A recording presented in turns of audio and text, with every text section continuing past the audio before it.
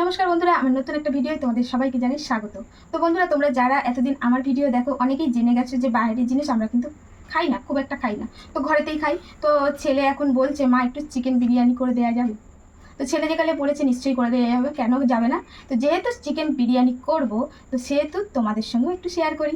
তো যাই হোক, আজকে বানাবো চিকেন বিরিয়ানি। তো আমি ঘরেতে যেভাবে চিকেন বিরিয়ানি বানাই, আর খুব অল্প তেল, ঠিক আছে, তেল ঘি খুব বেশি ব্যবহার করি না। তো এইভাবে তোমরাও করে খেতে পারো, কোনো সমস্যা হবে না। তো যাই হোক, প্রথমেই যেটা লাগবে চিকেন। তো বিরিয়ানির জন্য চিকেনটা একটু বড় বড় করে কেটেছি আমি, তোমরা চাইলে মিডিয়ামও নিতে পারো। তো এইভাবে এরকমভাবে চিকেনটা কেটে নিয়েছি, দুটো লেগ নিয়েছি আর দুটো এরকম চাপের পিস নিয়েছি। তো এই হচ্ছে চিকেন। তো চলো এখন চিকেনটাকে ম্যারিনেট করতে হবে। প্রথমেই এখানে আমি 1 চামচ মতন টক দই দিয়ে দিলাম।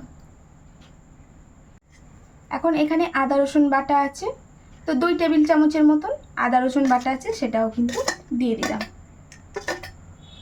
তো এখন এর মধ্যে দিয়ে দেব 1/2 চামচ হলুদ গুঁড়ো, 1 চামচ লঙ্কার গুঁড়ো,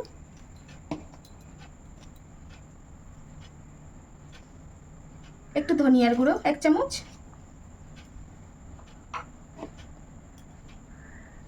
1 চামচ জিরের গুঁড়ো, 1 চামচ গরম মশলার গুঁড়ো। মানে এটা হচ্ছে বিরিয়ানির মশলা, আমি ঘরেতে গুঁড়ো করে রেখেছিলাম। এর মধ্যে জায়ফল, জয়িত্রী, গোটা গরম মশলা, এলাচ, তেজপাতা দিয়ে একদম গুঁড়ো করে রেখেছিলাম। তো এটাই আমি এখানে 1 চামচ দিয়ে দিলাম। এখন কিন্তু দিয়ে দেব স্বাদ মতো লবণ। তো এখন এইবারে মাংসটাকে খুব সুন্দর করে মাখতে হবে। এখানে মাংসটা একদম বেশ সুন্দর করে মাখতে হবে, এমনভাবে মাখতে হবে যেন মাংসের ভিতরে ভিতরে কিন্তু মশলাটা ঢুকে যায়।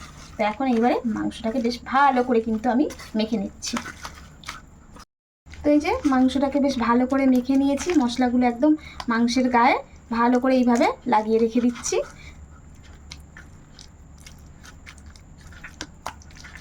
তো এইভাবে আমার মাংসটা কিন্তু সুন্দর করে ম্যারিনেট করে নিয়েছি। এখন কিন্তু এটাকে ঢেকে আমি প্রায় 1 ঘন্টার মতন রেখে দেব। তো এখন এই যে বিরিয়ানির চালটা নিয়ে নিয়েছি। তো আমাদের মোটামুটি 500 গ্রাম মতন চাল হলেই হয়ে যাবে। তো এখানে 500 গ্রাম চাল নিয়ে নিয়েছি, আর দেখো বিরিয়ানির চালটা। তো এই হচ্ছে চাল। তো এখন এই চালটা একদম ধুয়ে আর একটু ভিজিয়ে রেখে দেবো 1/2 ঘন্টা মতো। তো এখন ভাত চাক করে নেব বিরিয়ানি। তো যা একটু বেশি করে জল দিয়ে দিয়েছি। এখন এর মধ্যে দিয়ে দেব গোটা গরম মশলা আর 2টো তেজপাতা একটু ছিঁড়ে দিয়ে দিলাম।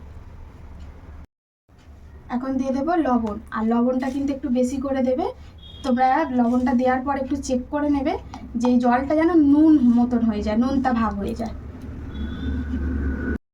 তো এখন জলটা একদম ফুটে এসে গেছে, আর এই সময় এই যে চালটা ভিজিয়ে রেখেছি, এই চালটা জলটা ঝরিয়ে এই জলের মধ্যে দিয়ে দেব।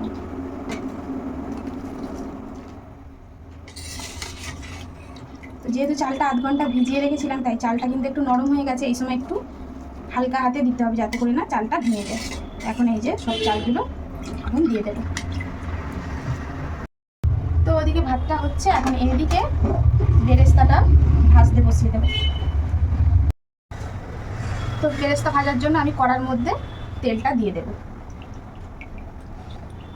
বেরেস্তা করবো বলে পেঁয়াজগুলো কেটে রেখেছিলাম, এখন পেঁয়াজগুলো সব তেলের মধ্যে কিন্তু দিয়ে দিলাম। তো এখন এই পেঁয়াজগুলো বেরেস্তার মতন করে ভেজে নেব।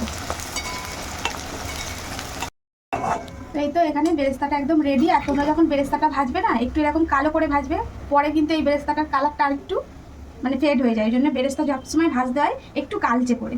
তো এখন এই বেরেস্তাগুলো এইভাবে একদম তেলটা ঝরিয়ে নিয়ে তুলবো। আর এই যে প্লেটে একটা টিস্যু পেতে নিয়েছি, এই টিস্যুর ওপরে একদম ছড়িয়ে দেবো। তাতে কি হবে, তেলটা টেনে নেবে আর বেরেস্তাটা খুব মচমচ করবে। তো এখন আলুগুলো তেলের মধ্যে ভেজে নেবো। আর এই আলুগুলো আমি কিন্তু সিদ্ধ করে নিয়েছি, আর এটা সিদ্ধ করার সময় আমি হলুদ আর লবণ দিয়ে কিন্তু সিদ্ধ করে নিয়েছি। এখন এই আলুগুলো তেলের মধ্যে ভেজে নেব।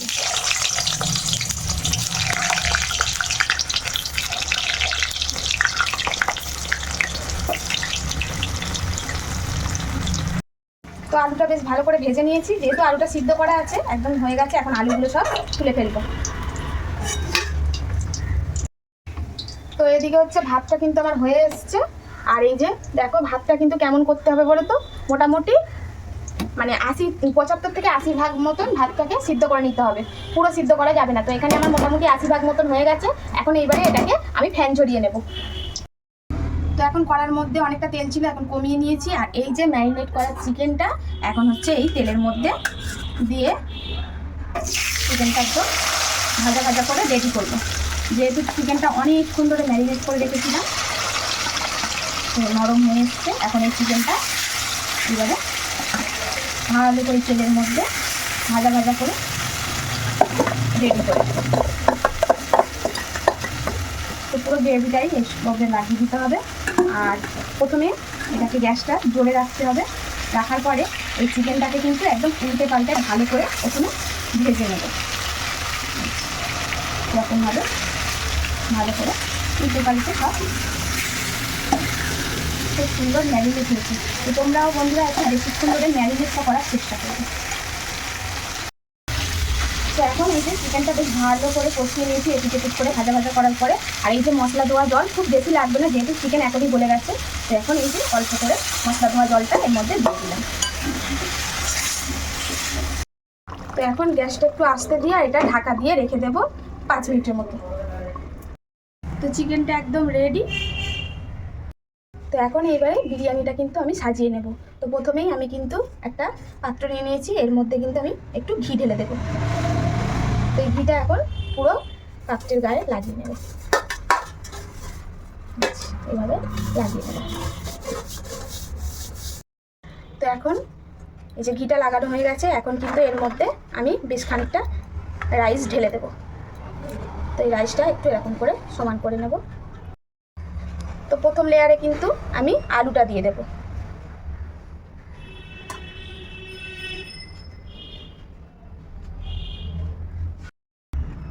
তো এই যে প্রথম লেয়ারে কিন্তু আলুটা দিয়ে দিয়েছি। এখন আবারও একটু অল্প অল্প করে এই যে রাইসটা দিয়ে দেব, দিয়ে আলুটাকে জাস্ট একটু আমি ঢেকে দেব। তো এখন এবারে এই চিকেনটাকে কিন্তু সাজাবো।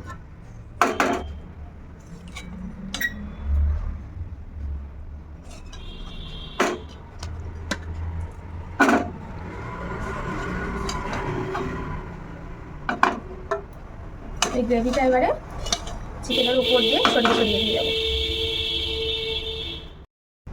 তো এখন মাংসটা দিয়ে দিয়েছি, এখন এইবারে ভাতটা আবার ওর উপরে দিয়ে একদম চাপা দিয়ে দেবো। তো এখানে এই যে কেওড়ার জল 1 চামচ মতন নিলাম, আর এখানে গোলাপ জল, কেওড়া গোলাপ জল এই বাটির মধ্যে 1 বাটি মতন নিয়ে নিলাম, মানে এক বাটি বলছি 1 চিপির মতন। তো এই বাটিতে নিয়ে নিলাম।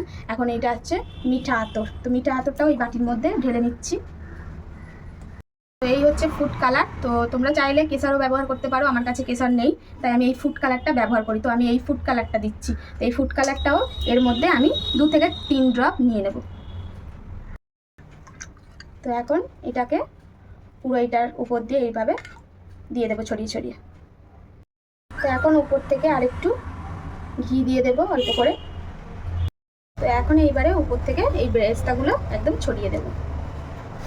এখানে বেশ কয়েকটা কাঁচা লঙ্কা কিন্তু আমি এর উপরে দিয়ে দেব।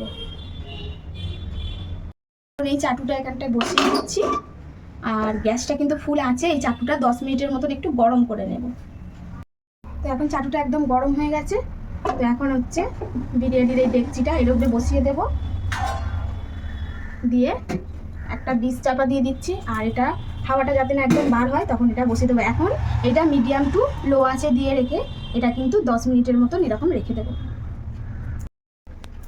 তো এখন মোটামুটি 10 মিনিট মতন হয়ে গেছে। এখন গ্যাসটা পুরো বন্ধ করে দেব। এখন এই অবস্থায় আরও 10 মিনিট কিন্তু এইভাবে রেখে দেবো। তো 10 মিনিটের মতন দমে রেখে দিয়েছিলাম। এখন এইবারে এটাকে খুলে দেখব।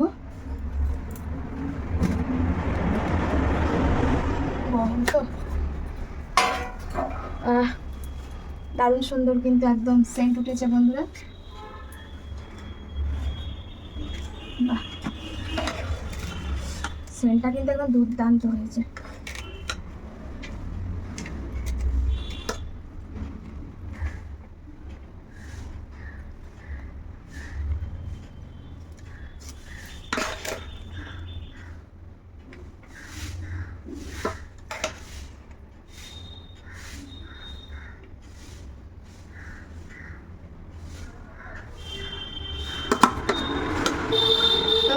এই তো বিরিয়ানি রেডি একদম। তো বন্ধুরা কেমন হয়েছে প্লিজ কমেন্টে জানিও, ভালো লাগলে একটা করে লাভ লাইক শেয়ার দিতে ভুলো না। তো তোমরা এরকমভাবে বাড়িতে বানিয়ে করে খেতে দেখতে পারো, ভীষণই ভালো হয়, খুবই মানে কী বলে ঘরোয়া জিনিস। তো ছেলে আবদার করেছে বানিয়েছি। তো চলো দেখা হচ্ছে আবার নতুন কোনো ভিডিওতে, ততক্ষণের জন্য সবাই ভালো থেকো, সুস্থ থেকো, সাবধানে থেকো, টাটা।